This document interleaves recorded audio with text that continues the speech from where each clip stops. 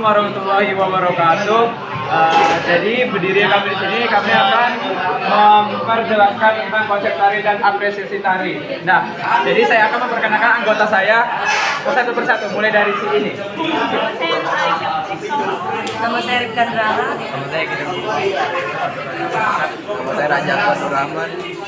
So, langsung saja, nggak usah bacot, langsung aja kita mulai presentasinya. Oke, yang pertama presentasinya yang akan dibacakan oleh saya sendiri. Nah, baik. Di sini pengertian tari menurut Sudarsono, tari adalah ekspresi jiwa manusia yang dituangkan melalui gerak ritmis dan yang indah. Nah, dan menurut Wikipedia, tari adalah gerak tubuh yang ritmis sebagai ungkapan ekspresi jiwa pencipta gerak sehingga menghasilkan unsur keindahan dan makna mendalam. Oke. Setelah pengertian tari, saya akan menyebutkan unsur-unsur tari. Unsur utama dalam tari yaitu elemen dasar dan vital yang harus ada dalam tarian. Apabila elemen tersebut tidak ada dalam tari, maka tarian tidak akan tersampaikan kepada penonton secara sempurna. Yang pertama itu ada wiraga.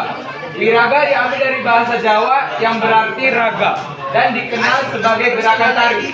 Gerak disebut sebagai unsur utama dari tari sebab pada saat menari, para penari harus menunjukkan semua gerakan tubuh yang ritmis, dinamis, dan estetis. Setiap gerakan yang dibawakan penari memiliki makna tertentu dan bisa diinterpretasikan oleh penonton atau penikmat tari.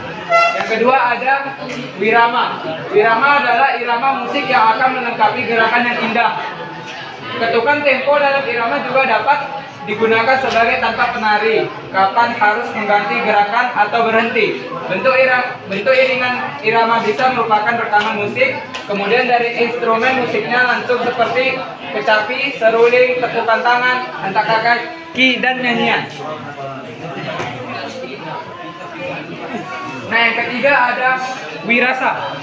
Wirasa itu kemampuan seseorang penari dalam menghayati dan menyampaikan perasaan kepada penonton lewat ekspresi wajah dan gerakan. Wirasa bertujuan untuk memperkuat karakter, keindahan, dan pertunjukan tari itu sendiri. Yang keempat ada ruang. Unsur ruang dibagi menjadi dua. Ruang sebagai tempat pentas dan ruang yang diciptakan oleh penari. Ruang sebagai tempat pentas adalah tempat penari melakukan gerakan atau arena yang dilalui ketika membawa tarian. Nah, sementara itu, ruang yang diciptakan penari ketika membawakan tarian adalah ruang yang disesuaikan dengan volume gerakan tubuh. Dan yang kelima yaitu waktu. Waktu itu unsur waktu dalam tari terkait dengan ritme atau irama gerak yang dibawakan. Selain itu, unsur waktu juga mampu memberikan napas pada tarian sehingga tampak lebih hidup dan dinamis. Nah, itu dia unsur-unsur utama dalam tari, lengkap dengan penjelasan. Selain unsur utama, tari juga memiliki unsur pendukung seperti desain lantai, desain atas, musik, desain dramatis, dinamika, tema, tata rias, tata pentas, dan masih banyak lagi. Selanjutnya, jenis-jenis tari akan dilanjutkan oleh si patur. Oke, di sini saya Wih, patur gedean gitu. jenis tari adalah berdasarkan bentuk penyajian. Tari dapat dibagi menjadi 4, yakni tari tunggal, tari berpasangan, tari kelompok, serta tari massal. Satu, tari tunggal. Salah satu bagian tari tunggal adalah penari memiliki kebebasan untuk berekspresi. Selain itu, jenis tari ini juga biasanya menggambarkan tokoh tertentu. Contoh tari tunggal adalah bagian kaca, tari topeng, pelana, dan tari pancing. Dua, tari berpasangan. Bagian gerakan yang dilakukan biasanya berlainan satu sama lain, tapi membentuk satu kesatuan. Yang pasangan adalah tari payung, tari lambangan kecil, tari lempang, dan tari mesin. Tiga, tari kelompok. Dalam tarian ini, setiap penari biasanya memiliki gerakan dan kostum yang beragam. Sebab penari kadang memiliki peran yang berbeda. Contoh tari kelompok adalah tari piring, tari jogi, dan dari lapis penyengat dan tarik empat dari masa perbedaan dari kelompok dari masa adalah koreografi. Tariannya tari masa, para penarinya membawakan koreografi tarian utama, bahkan jarang pula ada penari yang menggunakan pakaian dan kostum yang serupa. Contoh tari masal adalah tari saman, becak, tari datun, tari tortor, serta tari baris gede. Suaranya kok tekan loh. Pola lantai dalam bentuk posisi atau formasi. Pola lantai dalam tarian dibuat untuk berpindah. Jadi, pembuatan pola lantai ini perlu memperhatikan hal-hal seperti penari, ruangan atau panggung pertunjukan dan gerak tari. Ada beberapa tarian yang dilakukan secara perorangan, berpasangan atau berkelompok. Biasanya penari akan membentuk posisi tertentu. Jadi, pola lantai adalah bentuk posisi atau formasi tertentu pada tari. Penampilan gerak tari tidak terlepas dari desain garis dan desain pola lantai. Ada dua jenis desain garis, yaitu garis lurus dan garis melengkung. Desain garis lurus memberikan kesan sederhana atau kuat. Garis mendatar memberikan kesan istirahat. Sedangkan garis-garis yang tegak lurus memberi kesan ketenangan dan keseimbangan. Dan melingkar atau melengkung memberi lembut tetapi juga manis. Sedangkan garis menyilang atau diagonal memberikan kesan dia dinamis atau kuat.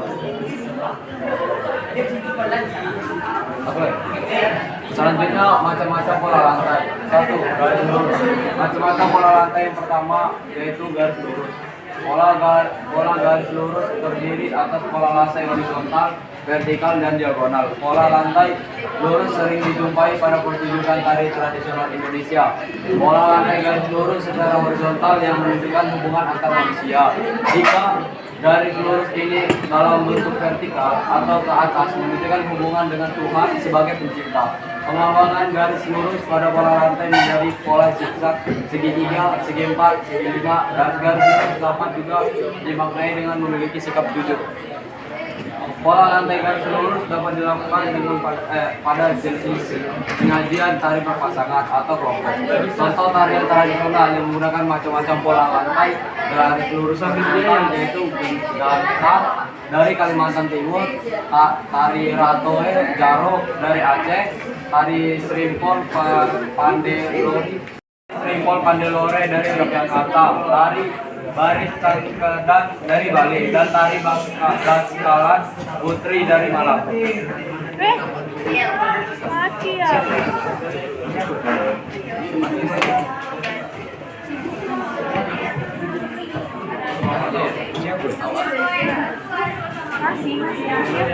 Selanjutnya, fungsi pola lantai. 1. Memperkuat atau memperjelas gerakan-gerakan dari peranan tertentu. 2. Membantu memberikan tekanan atau kekuatan pada suatu tokoh tertentu yang ditonjolkan. 3. Menghidupkan karakteristik gerak dari keseluruhan pertunjukan tari. 4. Membentuk komposisi, menyesuaikan tari dengan bentuk ruang pertunjukan. 5. Untuk memperindah suatu tarian. Selanjutnya, iringan tari akan dilanjutkan oleh Ica.